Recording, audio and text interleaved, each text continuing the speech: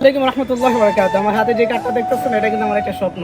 আজকে আমার ইউটিউব থেকে আমি ফার্স্ট পেমেন্ট তুলতে যাচ্ছি, আর ফার্স্ট পেমেন্ট তুলে কি করব সেটা আপনাদেরকে দেখাবো ইনশাআল্লাহ। আমার সাথেই থাকবেন ভিডিওটা।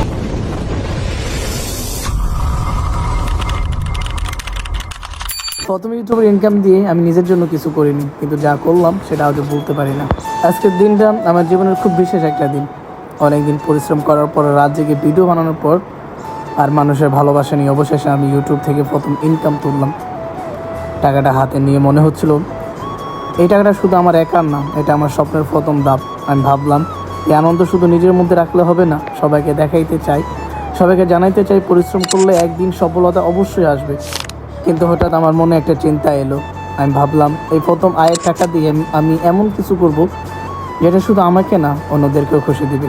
তাই আমি চলে গেলাম আমাদের বাজারে একটা মুরগির দোকানে।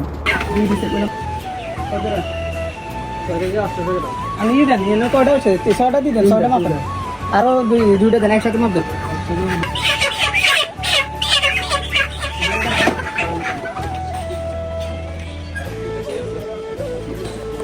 কপালটা এত খারাপ হচ্ছে, মুরগি জবাই করলাম, মুরগি গরম পানি দিয়ে দিতে করছে, আমি কারেন্টটা চলে গেছে। এখন আবার এটা বাড়ির মধ্যে নিয়ে তারপরে হাত দিয়ে ই করা লাগবে, মানে কপাল খারাপ হলে যা হয়। দোকান থেকে বের হয়ে মনে হচ্ছিল আজকের এই কাজটা আমার জীবনের সেরা সিদ্ধান্ত হতে পারে। বাড়িতে এসে মাছ, মাংস, মুরগি অনেক যত্ন করে রান্না করলাম, গ্যারানে পুরো বাড়িটা পড়ে গেল, কিন্তু আমার মন ভরা ছিল অন্যরকম এক আনন্দে।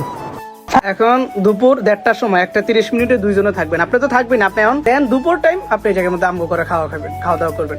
আর ইয়াসিন কাকা আপনিও ভুলে যাবেন না, মিলাদ যদি আপনি পড়েন তাহলে তো আলহামদুলিল্লাহ, আপনারও বলি মিলাদ যদি পড়েন তাহলে আলহামদুলিল্লাহ, না পড়লে কিন্তু খাবারের টাইম অবশ্যই পড়বেন। দেখলাম ইয়াসিন কাকা পড়বেন মিলাদ আসবে, হ্যাঁ হ্যাঁ, এই ব্যাপারে সম্পূর্ণ দায়িত্ব তোমার। না হুজুর আমি এরকম একটা লোকের রেকর্ডারে খাবার দিয়ে বিপদে পড়ছি। তোকে সপ্তাহে কয়টা দাবাত হয়? এই দাদা কথা কই, তোকে দাবাত কয়টা হয়? এখন আজ যদি মেনে উঠছে, আজকে বলে আর কেন তোকে দাবাত আছে? হ্যাঁ আর সারিয়ে গেছে, আর আর খেয়াল আছে না রাত্রে না মনে হয়েছে যে সবাই দাওয়াত আসবে। আমি তো যাই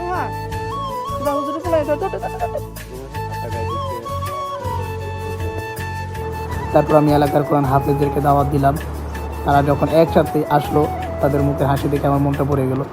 খাবার সামনে দেওয়ার পর তারা আলহামদুলিল্লাহ বলে দোয়া করলো। সেই মুহূর্তে বুঝলাম ইউটিউবের প্রথম আয়ের আসল সুখ টাকা হাতে পাওয়াতে না, বরং সেই টাকা দিয়ে ভালো কিছু করতে পারলে। সেদিন আমি শিখলাম রিজিকে বরকত তখনই বাড়ে যখন সেটা অন্যদের সাথে ভাগাভাগি করা নেওয়া হয়। আজকের এই ছোট্ট আয়োজন আমার জীবনের অনেক বড় একটা স্মৃতি হয়ে থাকবে। তাদের দোয়া আর ভালোবাসা আমাকে আরও ভালো কিছু করার সাহস দেয়। এইভাবে যদি মানুষের মুখে হাসি ফোটাতে পারি, তাহলে আমার প্রতিটা পরিশ্রম, প্রতিটা কষ্ট হবে সার্থক।